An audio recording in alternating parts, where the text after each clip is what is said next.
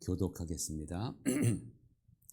여호와여, 주의 말씀대로 주의 종을 선대하셨나이다. 내가 주의 계명들을 믿었사오니 좋은 명철과 지식을 내게 가르치소서. 고난 당하기 전에는 내가 그릇 행하였더니 이제는 주의 말씀을 지키나이다. 주는 선하사 선을 행하시오니 주의 율례들로 나를 가르치소서. 교만한 자들이 거짓을 지어 나를 치려하였사오나 나는 전심으로 주의 법도들을 지키리이다. 그들의 마음은 살쪄서 기름덩이 같으나 나는 주의 법을 즐거워하나이다. 고난당한 것이 내게 유익이라. 이로 말미암아 내가 주의 율례들을 배우게 되었나이다. 주의 입의 법이 내게는 천천 금은보다 좋으니이다. 아멘. 여러분, 시편 119편은 성경 전체 중에서 가장 깁니다. 몇 절이나 되는지 아세요, 여러분? 무려 176절이나 됩니다. 시편 총 150편인데 시편이 총 2641절이에요. 2641절 시편이. 그것을 150편으로 나눠 보니까 17.60이 나옵니다. 그러니까 시편 119편이 몇 절이라고요? 176절이에요. 평균이 몇 절이라고요? 17.06입니다.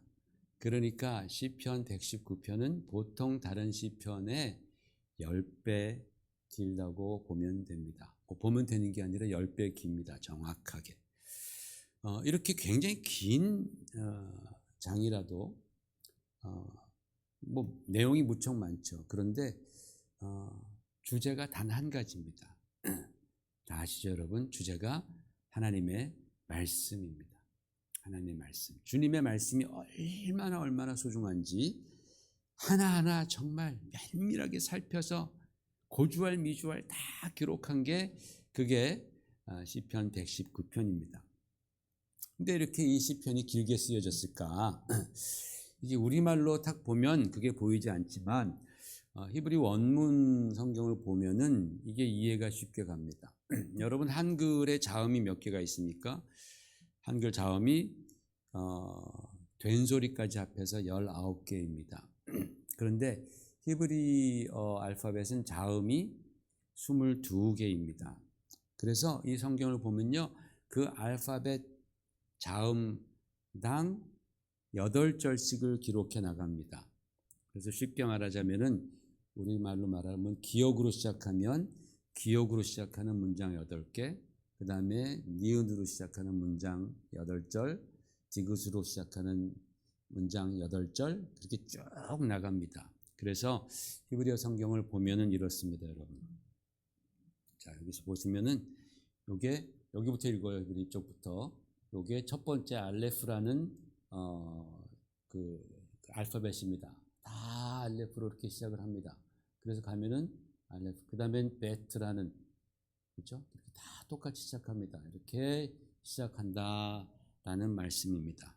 그래서 처음에 딱 히브리 성경을 펼쳐보면은 굉장히 어메이징한 느낌을 받습니다. 야, 이렇게 같은 알파벳으로 쫙 시작하는 게 아주 굉장히 멋져 보입니다. 이렇게 쓴 형식을 답관체라고 그렇게 말을 합니다. 여러분, 이 119편을, 이 긴 시편을 답관체로 쓴 이유가 있습니다. 왜 그렇겠습니까? 멋있으라고? 아닙니다. 외우기 쉬우라고. 외우기 쉬우라고. 근데 외우기 정말 쉬워요. 이렇게 하니까 좀 쉽더라고. 저도 이렇게 한번 외워보니까, 물론 다 외우지는 못했어요. 그런데 이렇게 외워보니까 처음에는 이 기억으로 시작하지. 그래서 처음에 기억으로 시작하는 8개 단어만 딱 기억을 하면 그 다음에가 외우는데 도움이 되더란 말입니다. 그래서 유대인들은, 이 성경을 공부하는 사람들은 일주일에 한 번씩 이 시편 119편을 외웠답니다. 일주일에 한 번씩. 근데 굉장하지 않습니까? 한두 절도 아니고 176절을 갖다가 외웠다니까 대단합니다. 그런데 또 한 가지 질문이 생깁니다. 왜 하필이면 3절씩도 아니고 또는 7절씩도 아니고 왜 하필이면 8절씩을 각 레터마다 알파벳마다 그렇게 했을까라는 의문이 생기지 않습니까? 만약에 7절이면 더 완벽해 보일 텐데 저는 예전에 그런 생각했었습니다. 왜 한 알파벳당 7절이면 훨씬 더 완벽할 텐데 왜 8절일까라는 생각을 해봤습니다. 제가 생각하기로는 나중에 또 다른 이유를 제가 발견하면 말씀드리겠지만 지금으로서는 제가 생각하기로는 이 시편 119편과 성경 전체에 사용된 하나님의 말씀을 표현하는 단어가 8가지가 나오더라고요. 8가지가.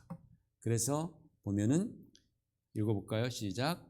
율법, 율례, 법도, 규례, 계명, 증거, 말씀. 몇 가지예요? 7가지예요. 왜냐하면 저 마지막에 말씀은요, 히브리어로 다바르라는 단어와 임무라라는 2가지의 단어로 나옵니다. 그래가지고 8가지가 되는 거예요. 말씀은 2가지 단어가 서로 다른 단어가 쓰입니다. 그래서 8가지의 단어가 나오는 거예요. 그런데 이제 우리말 성경에 보면은 이 단어들을 번역하는 과정에서 어떤 단어는 예를 들어서 증거라는 에다라는 단어는 증거라고도 번역하고 또는 교훈이라고도 번역합니다. 또 율법이라는 단어 토라는 율법이라고도 번역하고 어떤 때는 또 그냥 법이라고도 번역합니다. 그래서 하나님의 말씀을 표현하는 단어가 여러 가지 더 많은 것처럼 느껴지지만 히브리어는 8가지를 딱 정해놓고 사용을 합니다. 시편 119편이 몇 절이라고 그랬어요? 176절입니다.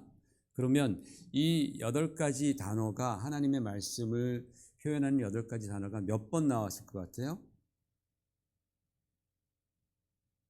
176번 나왔죠. 당연히. 176번이 나왔습니다. 그게 이렇게 우연히 된 거겠어요? 아닙니다. 굉장히 심사숙고해서 만든 시편이고 그걸 통해서 하나님의 말씀이 얼마나 중요한지를 이 답관치를 통해서 눈으로도 보여주고 또 마음에도 새겨놓기 위해서 이런 방식을 사용해서 기록을 한 겁니다. 근데 여러분 우리는 이 시편 119편 근처에만 가도 막 긴장이 되는 거예요. 막 혈압이 오르기 시작하고 막 심장 박동이 막 이렇게 막 두근두근해집니다. 너무 길어가지고 이거 언제 끝낼려나 이렇게 뒤적뒤적 해보면은 그 다음 장이면 보통 시편 119편이 끝내야 되는데 그 다음 장도 안 끝나고 그럼 그 다음 장 끝나겠지 했는데 그 다음 장도 또 안 끝나고 한숨이 푹푹 나오기 시작하죠. 그런데 여러분 이 긴 시편을 시작하는 첫 번째 단어 아까 우리 처음에 봤죠. 첫 번째 단어를 보면은 우리말 성경에는 행위가 온전하여라고 해서 행위로 시작합니다. 근데 여기에 첫 번째 단어 아슈레이라는 단어 이 단어는 행복하여라라는 그런 단어입니다. 복 있는 자는 이라는 단어입니다. 시편 1편에 있는 아슈레이 복 있는 사람은과 똑같은 단어입니다. 예수님께서 산상수훈에서 복 있는 사람은 심령이 가난하다 할 때도 이 똑같은 단어입니다. 아슈레이 복으로 시작한다라는 거예요. 행복으로 시작한다라는 겁니다. 그러니까 이 긴 시편 119편을 제작한 그 이유는 바로 저와 여러분의 행복을 위해서다라는 거예요. 그거를 확증이라도 하듯이 그 2절에도 똑같이 아슈레이 행복하여라 라고 2번 그렇게 반복을 합니다. 이렇게 여러분 시편 119편은 하나님의 말씀을 알고 또 배우고 사랑하고 순종하는 것이 이게 우리의 인생에 얼마나 큰 축복이고 그게 진짜 인생의 행복의 비결이다라는 것을 가르쳐 주는 시편입니다. 그 중에서 오늘 말씀, 우리가 읽은 말씀은 우리로 하여금 더 깊은 묵상을 하도록 인도합니다. 65절부터 72절은 히브리어 알파벳 중에서 9번째 글자 테트로 시작을 합니다. 그래서 보시면은 자, 다 이렇게 이런 걸로 꼬부랑으로 다 시작했죠, 그죠? 이렇게 다 시작해서 8절이 쭉 갑니다.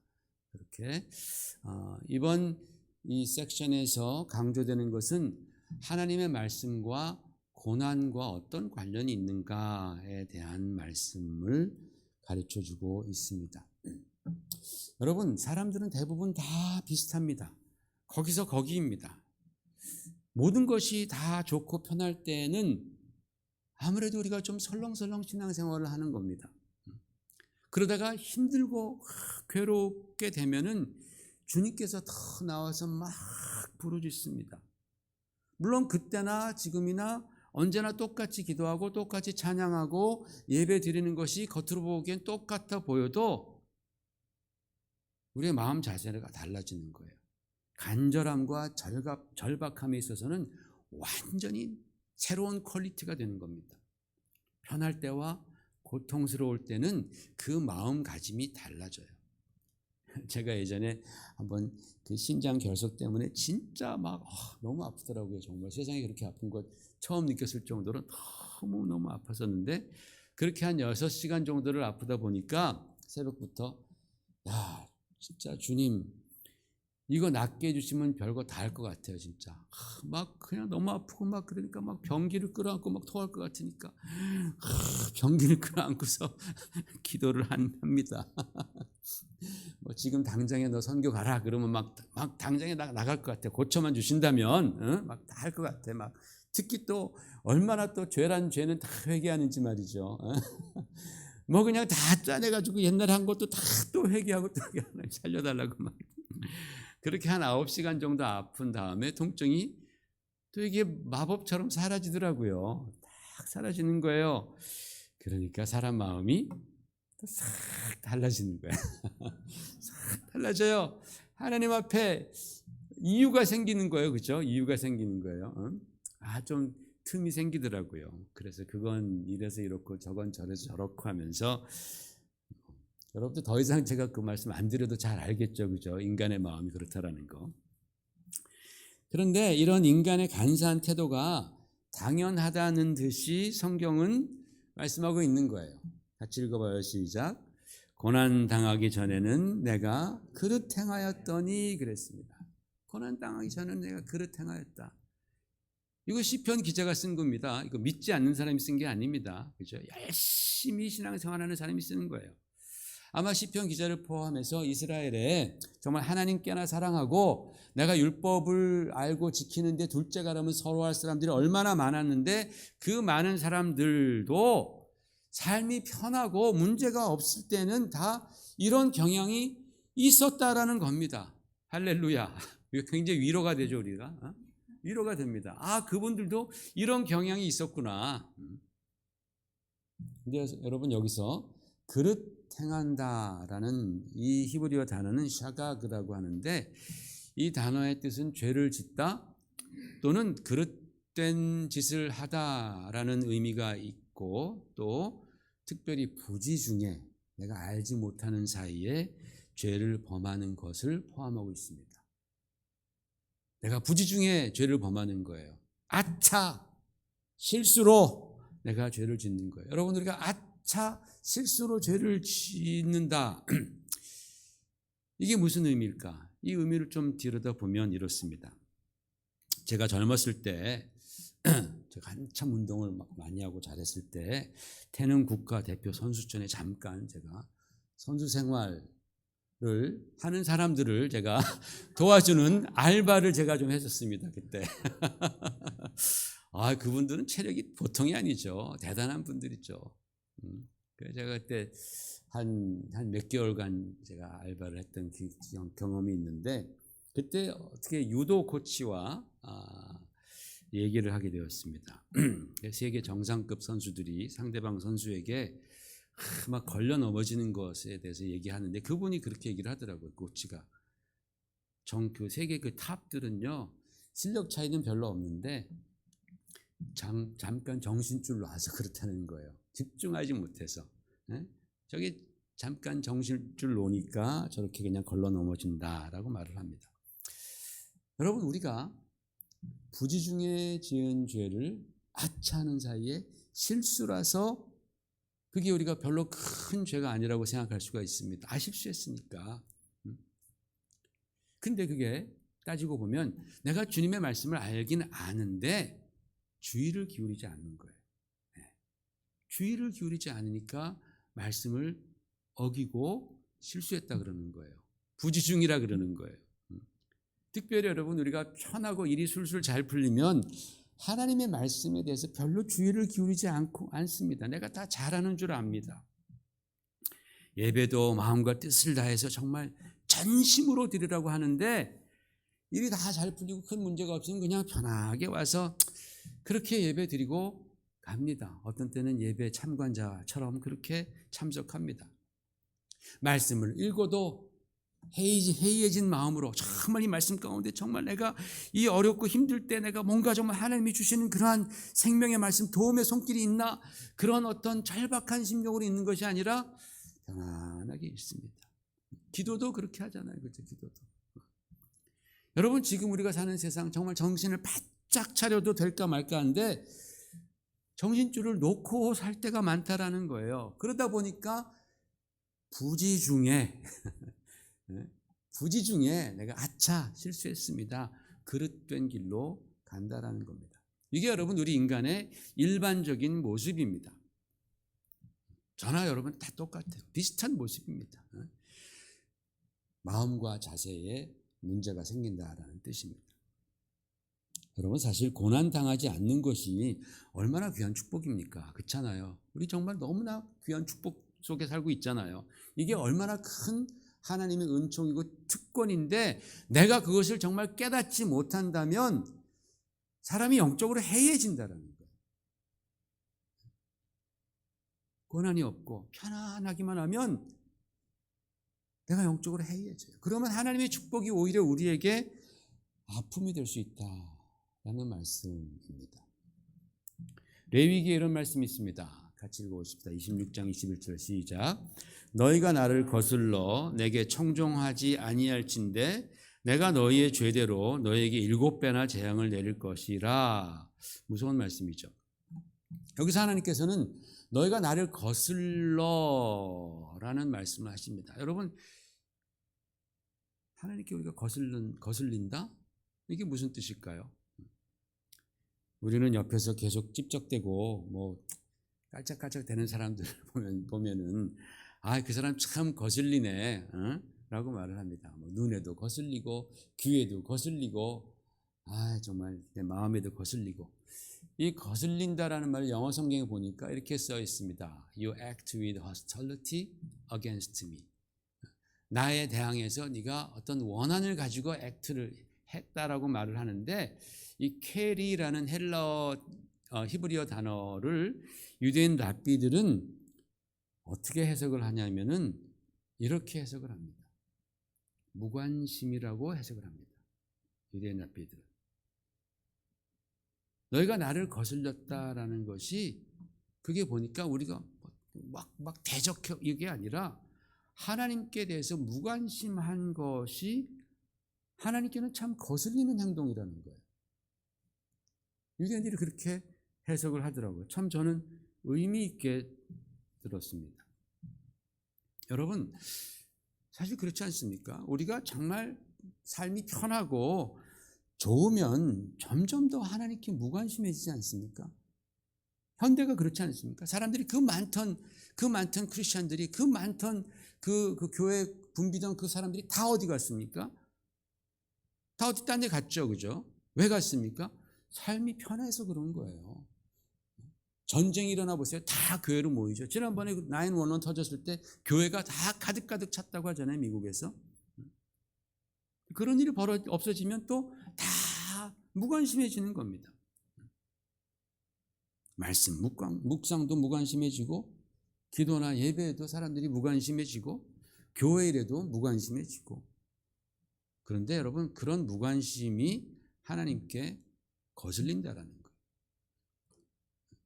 내가 딱히 하나님을 대적했다거나 또는 심히 불순종했다거나 큰 죄를 지었기 때문에 하나님께서 거슬린다고 말씀하시는 게 아니다라는 거예요. 우리가 볼 때 옆에서 보면 다 잘하는 것 같아요. 저분 참 잘한다, 열심히 한다라고 다 생각하는데, 근데 사실은 마음은 그렇지 않다니까요. 마음은 점점점 해이해지고 점점 무관심해지니까 하나님은 어떻게 생각하세요? 좀 거슬린다. 요즘 너의 태도가 좀 거슬린다. 너의 신앙, 너의 중심을 보니까 좀 거슬린다 라고 생각하는 거예요. 그렇죠? 두렵지 않습니까, 여러분? 이 말씀이. 사람들은 몰라요. 되게 잘하는 것 같아요. 목사님 진짜 잘하시네요. 하나님 보실 때, 야, 너 요새 좀 거슬린다. 두렵습니다. 여러분, 하나님이 거슬리시면 어떻게 하시겠습니까? 여러분, 남편이 아내에게 무관심하면 아내가 그 무관심을 돌리기 위해서 뭐 옷도 예쁘게 입을 수도 있겠고, 아니면 음식도 맛있게 해줄 수도 있습니다. 그런데 계속해서 무관심합니다. 그러면 아내가 작전을 바꾸겠죠, 그죠? 갑자기 검열이 들어오는 겁니다. 아주 송곳 같은 검열이 들어오면요, 어리버리 대답했다가는 뼈도 못 추립니다. 그죠? 무섭습니다. 그죠? 성경은 우리가 하나님께 무관심하면 하나님께서는 그 멀어진 관심을 돌려놓기 위해서 재앙을 내리시겠다라는 거. 하나님이 재앙을 내리시겠다. 너 나한테 무관심해? 거슬린다. 계속해서 무관심해? 그러면 내가 너의 그 나를 향한 무관심을 돌려놓기 위해서 내가 재앙을 내리리라. 너에게 고통을 주리라 라는 말씀을 하는 거예요. 그 말씀 들으면 좀 거시기하지 않습니까? 하나님이 좀 너무하시다, 너무 좀 냉혹하시고 좀 너무 독선적이다 라는 것처럼 우리가 생각할 수 있습니다. 그런데 여러분, 우리가 알아야 할 것이 있습니다. 그것은 하나님께 대한 무관심은 우리가 생각하는 것보다 훨씬 더 무섭고 위험한 영적 상태라는 겁니다. 왜냐하면 그 무관심이 길어지면 하나님을 떠나는 사례가 진짜로 많습니다. 무관심이 길어지면요, 하나님을 떠나는 사례가 많아집니다. 자기는 다 하고 있는 것 같은데 사실은 하나님과 멀어진 거예요. 무관심 때문에. 그래서 여러분, 우리 신앙에 있어서 이 주일 예배라는 것은 정말 마지노선과 같은 거예요. 마지막 보루가 바로 이 주일 예배입니다. 주일 예배 떠나면요, 진짜 무관심해지다가 그냥 하나님 버리게 됩니다. 그렇기 때문에 우리를 사랑하신 주님께서는 무관심하여서 영원히 잠들어가는 자들에게 비장의 무기를 꺼내시는데, 그게 고난이라는 비장의 무기입니다. 오늘 시편 기자가 말했습니다. 같이 읽어봐요. 시작. 고난 당하기 전에는 내가 그릇 행하였더니 이제는 주의 말씀을 지키나이다. 71절. 고난 당한 것이 내게 유익이라, 이로 말미암아 내가 주의 율례들을 배우게 되었나이다 했습니다. 여러분, 세상에 고난 좋아하는 사람 아무도 없습니다. 아무도 없습니다. 하지만 고난이 우리에게 임할 때에 이 고난 안에도 하나님의 우리를 향한 축복의 계획이 담겨 있다는 것을 우리 성도들은 반드시 믿어야 합니다. 반드시 믿어야 합니다. 이 고난 어려운 상황 가운데도 하나님의 그 축복의 계획이 나에게 있구나라는 것을 우리는 믿어야 됩니다. 안 그러면 우리는 그 고난의 기간을 헛되이 그리고 의미 없이 소모해버립니다. 그냥 버려버리는 거예요. 그래서 그 고난의 기간 동안에 신앙을 저버리고 하나님을 떠나가는 사람들도 왕왕 있습니다. 이렇게 말하면서, 아니 내가 도대체 뭘 그렇게 잘못했지? 나는 그래도 착하게 살았는데, 나는 아무런 문제도 없고 내가 하나님도 열심히 믿었는데 왜 하나님 나한테만 그러시는 거야? 라고 그렇게 말하는데, 그 말하는 거 하나하나가 다 사실은 다 검증해 보면 다 틀려요. 다 틀려요. 내가 뭘 그리 잘못했지? 잘못했죠. 뭔가 잘못한 거리가 없습니까? 나는 아무런 문제 없고 착하게 살았는데 검증해 보면 아니야. 나 하나님 잘 믿었는데 검증해 보면 아니야. 왜 나한테만 그러시지? 검증해 보면 다른 사람한테도 그러셔. 그러면서 오기를 부리는 거죠. 일종의 교만입니다. 근데 여러분, 히브리어로 고난을 당하다라는 동사가 아나라는 동사입니다.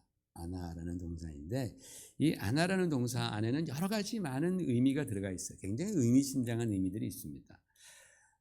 저기 대답하다라는 또 동사이기도 한데 고난을 당하다, 수고하다, 노력하다, 또 건방진 마음을 꺾다, 겸손한 마음을 갖게 하다라는 게 아나라는 동사 안에 들어가 있는 의미입니다.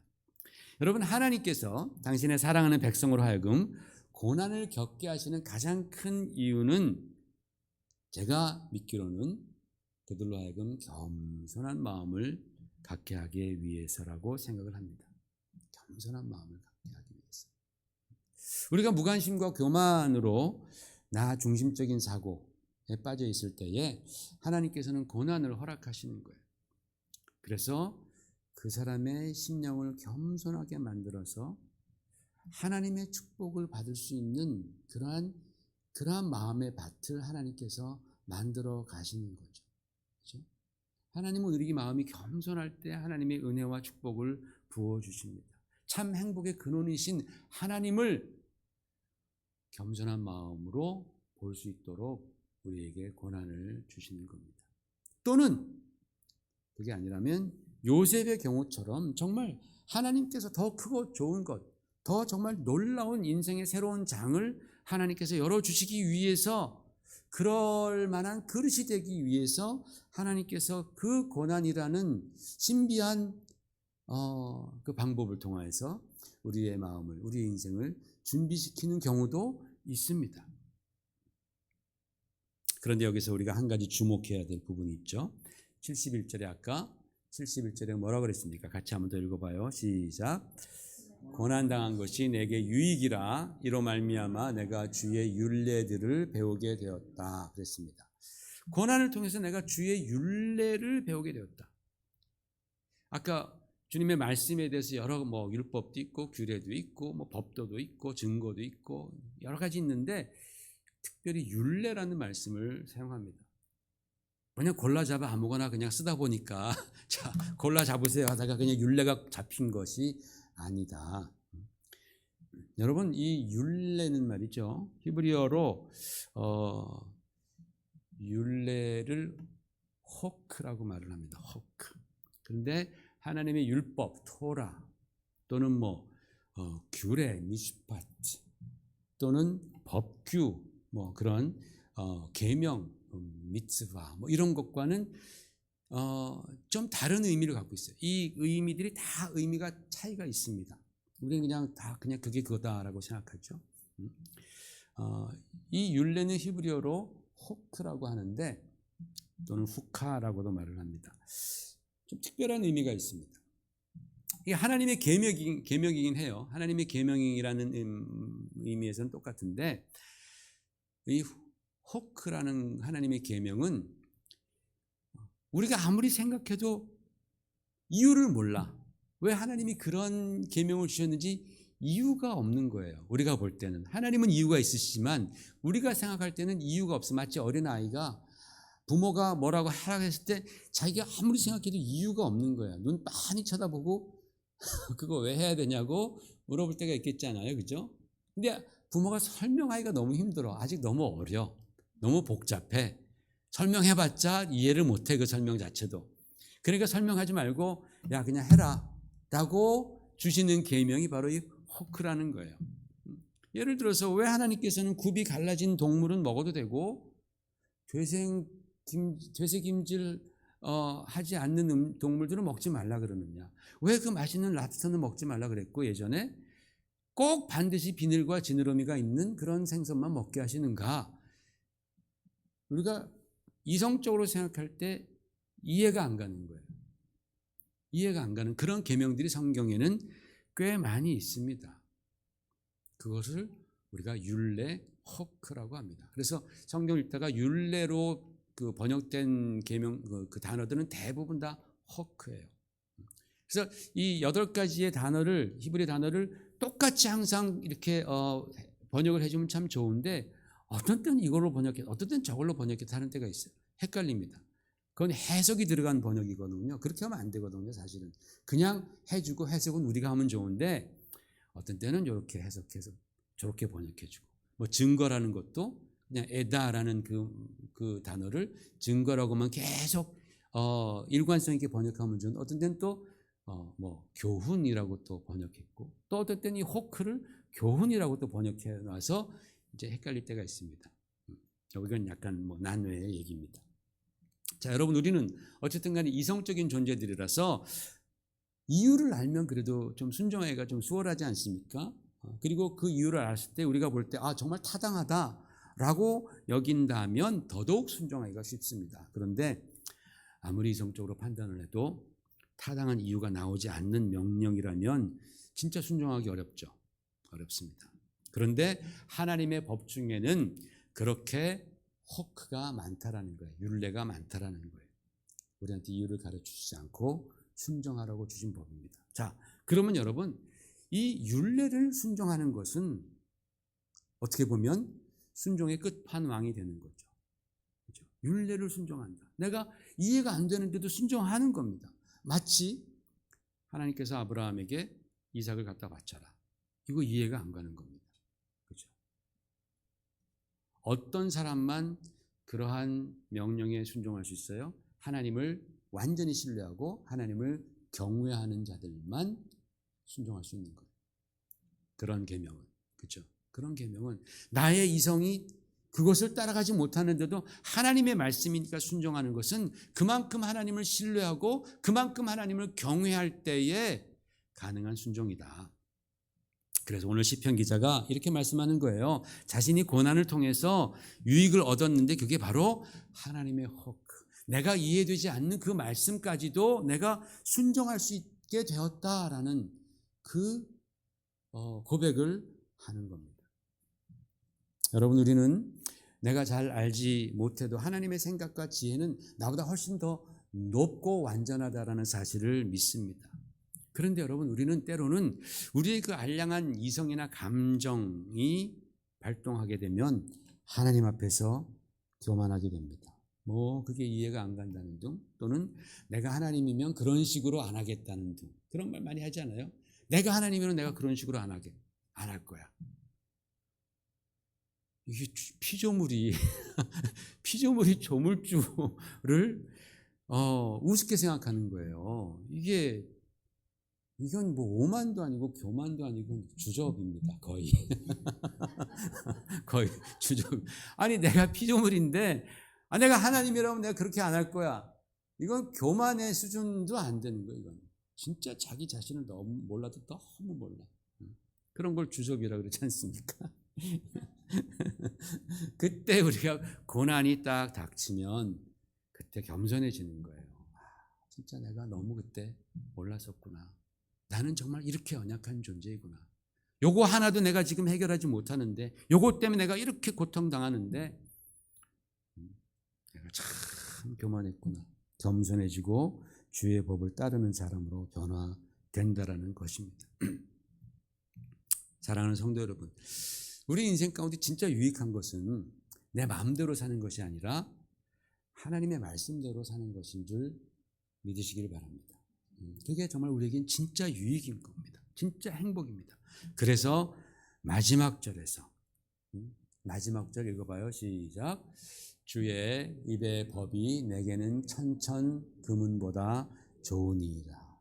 옛날에는 고난 알기 전에는 이 천천 금은을 너무나 좋아했던 것 같아요. 그게 딱 나오지 않습니까? 여기 우리 같아요, 그죠? 너무나 이거 좋아하는 거예요. 막 세상 것들 좋아하고 물질 좋아하고 막 천천 금은 막 좋아했는데 고난 당하고 보니까 그거보다 더 좋은 게 있어.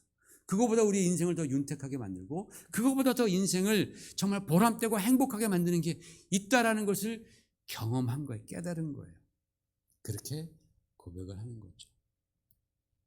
바로 이 마지막 문장을 보면서 이 첫 번째, 이 섹션의 첫 번째 절 65절로 돌아갑니다. 시작. 여호와여, 주의 말씀대로 주의 종을 선대하셨나이다. 이 선대했다라고 할 때 이 선대했다, 토브라는 히브리 말의 유명한 단어입니다. 보시기에 좋았더라 할 때 좋았더라 계속 토브라는 단어죠. 하나님께서 우리를 그렇게 좋게 대하셨다. 왜? 고난을 당해서 우리는 그게 너무 힘들었지만 알고 보니까 하나님께서 우리에게 더 좋은 것을 주시기 위해서 우리를 변화시켜 주시는 그런 과정 가운데 있었다라는 거예요. 그걸 알고 나니까 내가 너무나 행복해지는 거예요. 너무나 나의 삶이 보람되어지는 거예요. 너무나 든든한 거예요.